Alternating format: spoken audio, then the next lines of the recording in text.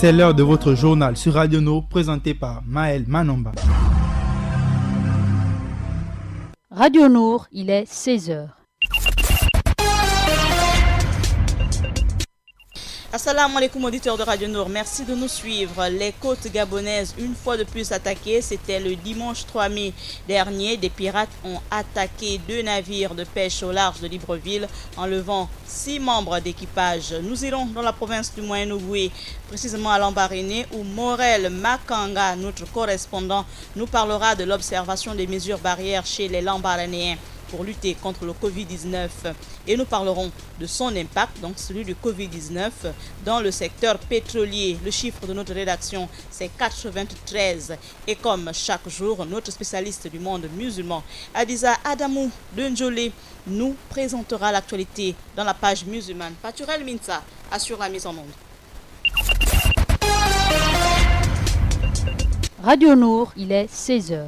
3 Indonésiens, 2 Sénégalais et 1 Sud-Coréen ont été enlevés par des pirates à la suite de l'attaque au large de Libreville. Rappelons qu'il s'agit de la 2e attaque pirate répertoriée depuis le début de l'année au large des côtes gabonaises. Je vous emmène dans la province du Moyen-Ogooué, précisément dans la ville du Grand Blanc, comme les Lambarénéens. Comment les Lambarénéens luttent contre la propagation du coronavirus? La réponse, c'est dans ce reportage du correspondant de Nour, Radio-Télévision Morel Makanga. Mesures barrières. L'usage de ce thanaphore devient superfétatoire pour certains migovéens, quand bien même nécessaire dans la lutte contre la propagation du coronavirus. En sillonnant quelques axes de Lambaréné, 2 constats se dégagent.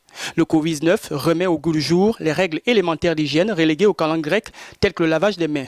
Bon gré mal gré, les populations se les réapproprient. Cette dame a fait rallure en se lavant les mains grâce à ces nombreuses jerrycans visibles à l'entrée des magasins, tout comme dans les administrations qui s'y prêtent. Fini donc les bouteilles d'eau savonneuse, une initiative ici du comité provincial de riposte contre cette pandémie. L'autre aspect porte sur le port du masque devenu obligatoire depuis quelques jours. À ce niveau, difficile de s'enorgueillir. Ils sont nombreux, manifestement, qui ne portent pas, par manque, par mépris ou par omission. Pendant que dans les pharmacies, rupture de stock. Il reste tout de même la fabrication maison, à l'instar des tailleurs et bien d'autres. Voilà, à l'instant, Morel Makanga depuis Lambaréné. Merci à Adiza Adamou pour ce reportage. Les mesures restrictives prises par le gouvernement pour lutter contre la propagation du Covid-19 impactent fortement le secteur pétrolier. Les opérateurs sollicitent du gouvernement un assouplissement particulièrement sur les mouvements du personnel sur les sites. Les représentants des sociétés souhaitent des tests massifs pour leur personnel afin de faciliter le déploiement d'au moins 20 personnes sur site au lieu des 10 que précisent ces mesures. Et à présent, le chiffre de notre rédaction en rapport avec le Covid-19, le comité de pilotage du plan de veille et de riposte contre le coronavirus a enregistré 8 nouvelles guérisons à la date du 4 mai, ce qui porte à 93 le nombre de personnes totalement guéries du Covid-19 au moment où nous diffusons cette édition d'information. Place à présent à la page musulmane avec Adiza Adamou de Njolé. Assalamu alaikum Adiza. Wa alaikum salam Maël. Au sommaire de la page musulmane du jour, remise de kits alimentaires et reportage sur l'alimentation des musulmans durant le jeûne de Ramadan. Je vous donne plus d'informations après la transition. On ouvre la page musulmane du jour au Gabon où samedi dernier, l'imam Abdelaziz Keïta et l'imam Bouné ont procédé à la remise des kits alimentaires pour une énième fois à plusieurs familles. Avec Lordine Oyangema, on revit cette journée. Le geste de générosité accompli par les imams Abdelaziz Keïta et Ibrahim Bouné a permis à son famille, musulmane et non musulmane, de bénéficier des lots de kits alimentaires.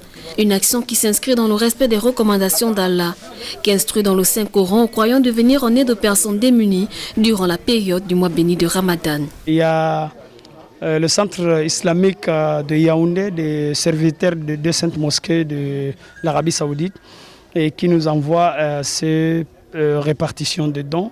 Donc nous aussi, à notre tour, nous faisons profiter maximum des personnes pour bénéficier de ces kits alimentaires à titre de rupture de Ramadan. Comme nous avons dit, le mois de Ramadan, c'est le mois de la générosité. C'était le mois dans lequel le prophète sallallahu alayhi wa sallam multipliait la générosité. Allah a fait qu'en sorte, nous avons distribué le premier, le deuxième, aujourd'hui c'est le troisième. Nous avons pu acheter ces vivres-là pour partager entre les gens.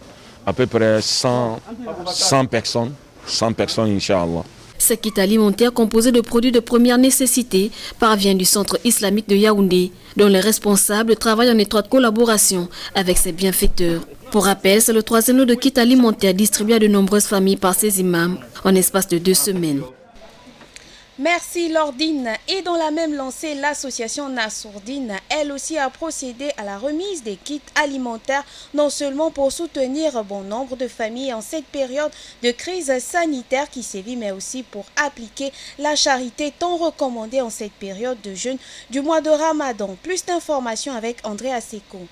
C'est des mains de sa présidente que l'association Nassourdine a tenu à apporter son soutien à une trentaine de familles en difficulté. L'action rentrait dans le cadre de ses activités quotidiennes d'une part, d'autre part dans la droite ligne de la politique de solidarité nationale impulsée par les plus hautes autorités gabonaises. Aujourd'hui, comme vous le voyez, Nassourdine est en action dans son mode Action Ramadan. Habituellement, chaque année, Nassourdine, pendant le mois du Ramadan, œuvre dans les œuvres caritatives, d'où vous voyez le partage de ces denrées alimentaires aux veuves, voilà, et aux familles défavorisées. Qui concorde aussi avec la situation de crise sanitaire, voilà, qui prévaut en ce moment. Donc nous avions jugé bon de venir de plus au secours de la population. Nous sommes tous des frères et sœurs, voilà, donc si nous venons en aide à un musulman, nous viendrons en aide aussi à un non-musulman. Pourquoi ne pas aider? Tout le monde est dans le besoin en ce moment-là. Donc nous n'avions pas de favoritisme. Les musulmans ont bénéficié, les non-musulmans aussi ont bénéficié dans cette situation de crise sanitaire.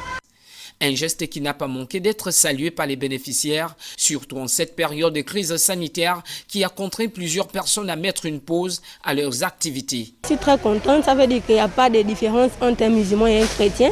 Je suis chrétienne, mais j'ai été appelée par l'association pour venir recevoir les dons. Vraiment, je suis très contente que vraiment à la maison, il n'y avait rien. J'ai été surprise vraiment par cette association qui m'a appelée venir prendre cela. Vraiment, ça va vraiment beaucoup m'aider à la maison. Je remercie vraiment tous les membres de cette association qui ont pu penser à nous qui n'avons rien à la maison. Moi, je leur dis merci. Le travail qu'on fait là, on fait à Dieu. Que le Dieu lui récompense le bien. C'est l'Ilahi wa Rasulihi. L'Ilahi, ça veut dire l'Ilahi wa Rasulihi. Le travail de Dieu qu'il fait. On va lui saluer que ce qu'ils ont fait, c'est le Dieu qui va nous donner le bien. L'association Nassourdine n'est pas sa première sortie. Chaque année, elle vole au secours des détenus de la prison centrale de Libreville.